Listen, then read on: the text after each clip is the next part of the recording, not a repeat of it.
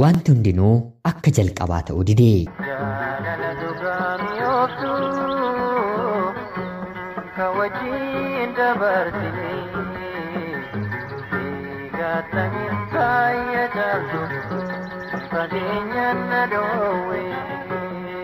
Ani maqaan koo Jeetiin jedhama.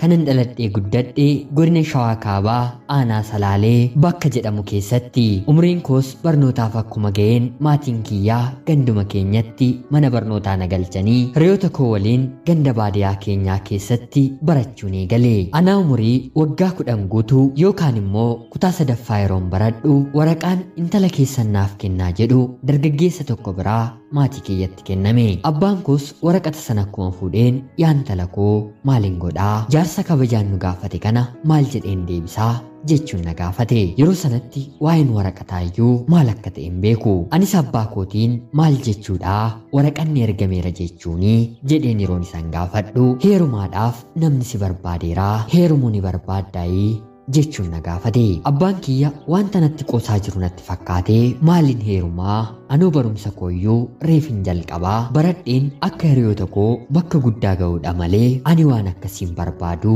yaa abbaa koo jedheen deebiseefi. Abbaan kiyyas yaada kana fudhatee gara haadha kootti deeme. Mucaan keenyi barachuu waan barbaaddeettuuf barumsa isheetti haa cimtuu maqaa heeruma jedhu kanaan booddees lammata akka ittiin kaasnee jedhee isheetti dubbate. Haa ta'utii garuu haati kiyya dubartiin ganamaayyoo qabamti gaariidha. Amma abbaa godhattee kaadhimmattee haa teessuu barnoota ishee yoo xumurte immoo yeroo barbaadde deemtee itti heerumtuu jechuudhaan abbaa kiyyatti himti.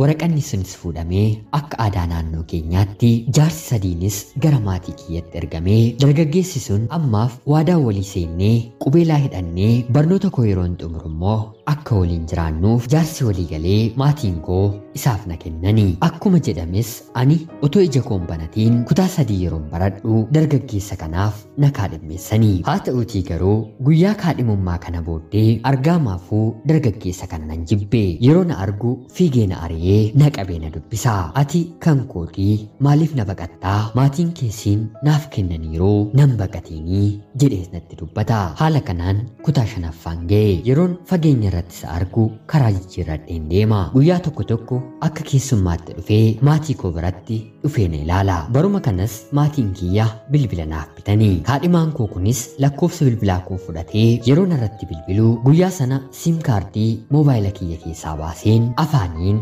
nyaadheen ishee daake. Dargaggeessi kunis akkan isa jibbu yeroo ofirratti baru gochoota garaagaraa karaa irratti narraan ga'uu jalqabe.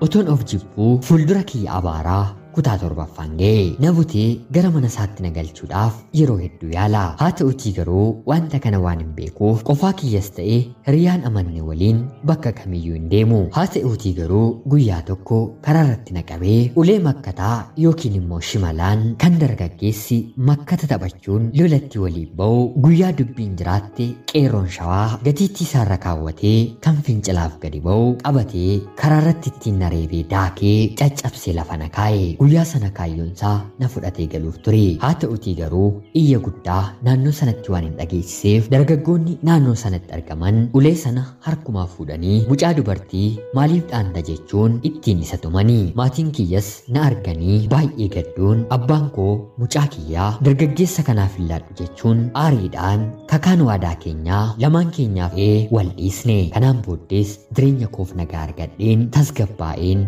barnoota kufe. Kutaa 8ffaas xumuree gara magaalaatti maleen mana kireeffadheen kutaa 9ffaa barachuun eegale. Yeroo kanatti qaamni koo mana barnootaa keessa jira malee yaadni koo bakkee adda addaatti faca'aadha. Hundumaarra garuu gara biyya hambaatti barbaada. Yeroon kutaa 8ffaa baradhu harmee kootiin gara biyya hambaatti deemuun barbaada jedheen yeroon isheen gaafadhu lakkii yaantala koo asii maal dhabdee anaa fi abbaan kee si guddisuudhaaf halkaniif guyyaa hojjennaa taa'ii lakkiin deemtuu akkuma ganama umurii keetti nutti himte barnoota kee seeraan baradhu jettee naddeetti. Anaaf immoo rakkoon koo anaa fi barnoonni erga wal dhaga'uu dinnee waggoota lakkoofsisneerra. Yeroo afaan Ingiliffaatiin barsiifamu immoo inumaa jaalalli keenyi walirraa fagaatee nama mana tokko keessa waliin jiraatu haa ta'uutii garuu afaaniin waliin dhageenye taanee dandeettiin koo baay'ee gadi na jalaa bu'eera. Yeroo kanatti dargaggeessi yeroo hundaa gaaffii jaalalaaf dhiyeessu yeroo mana barnootaa galu bakka hojii isaa dhiisee dhufee na hordofu tokko ni ture. Baatii lamaafis otoo walirraan kutiin gaaffii jaalalaa erga naaf dhiyeessee booda anis deebiseefiin ji'a tokkoof yookiin immoo waggaa tokkoof jaalala ta'u otoo hin taane umrii koo guutuu jaalala naaf ta'uun barbaada narraa deemii sin barbaadu jedheen deebiseefi. Keessa kiyyaa rabbitu na argaa ani kan siin hin barbaade haadha manaa koo si godhadheen siif immoo abbaa manaa kee siif ta'uu fi yoo barbaadde kunoo amma maatii keetti argadheen wal fuunee waliin jiraachuu dandeenya ati qofaan tole naaf jedhii jechuun na gaafate. Anis filannoo gara biraa waan hin qabneef tole jedheen gaaffiisaaf deebiseefi.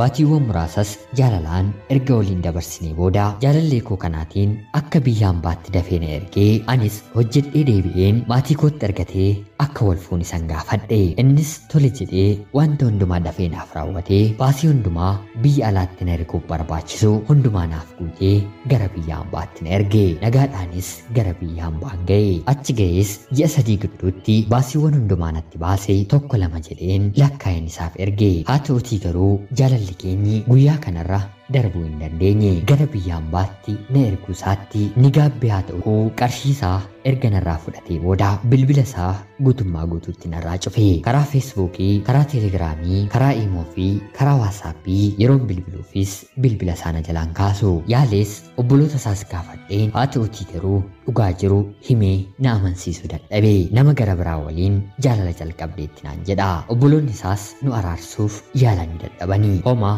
jecha na amansiisu wanta na qabu jechoota namaa funaanee kan namni naan jedhu innis anatti dubbata. Aaruu fi gadduu malees yeroo dheeraadhaaf filannoo gara biraa argan dhabee booda wanti hundinuu akka jalqabaa naaf ta'uu didee kan rabbi jedhe jireenya koof haa ta'u jedheen isa waliin haasa'us kadhachuus dhiiseen jira. Baasiisaa hundumaa baasee gara biyya hambaatti waan na ergeef hangan biyyatti galee rakkina inni narraa gargar ba'ee adda baafadhutti waadaan isaaf qabadhee ammayyuu of keessatti qabadheen jira. Erga waliin haasofnees waggoota lakkoofsisneerra. Rabbi nagaadhaan jireenya keef waan gaarii si argisiisu nagaadhaanis gara biyya keetti galinaan jedha. Ana obboleettii keessan jeetii Beeruut kan hin jiraadhu ulfaadhaa nagaatti galatoomaa. Jaalala dhugaamii ooftu kan wajjin dabarsinee eegaatanii taayya jaaltu fageenyaan na dhoowwee. Yooyyaa shamaa akkam jirtu kabajamtootaaf hordoftoota qophii Oromiyaa 24 nagaaf jaalalli tokkummaan bakka jirtan hundaatti hunda keessaniif haa ta'u.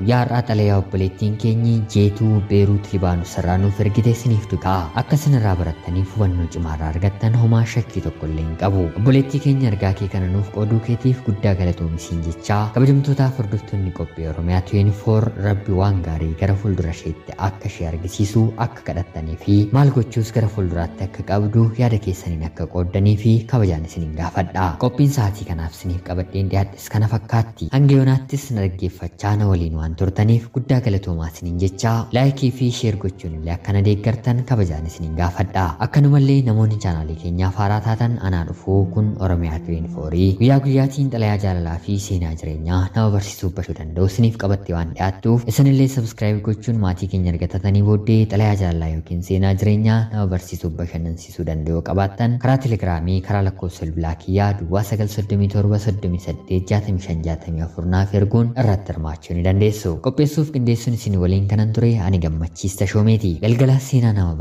barsiisuu gara biraatiin hanga walitti deebinutti bakka jirtan maraan turtii gaarii. Jaalala dhugaamii ooftu kan wajjin dabarsinee eegaatanii taayya jaaltu fageenyaan na dhoowwee.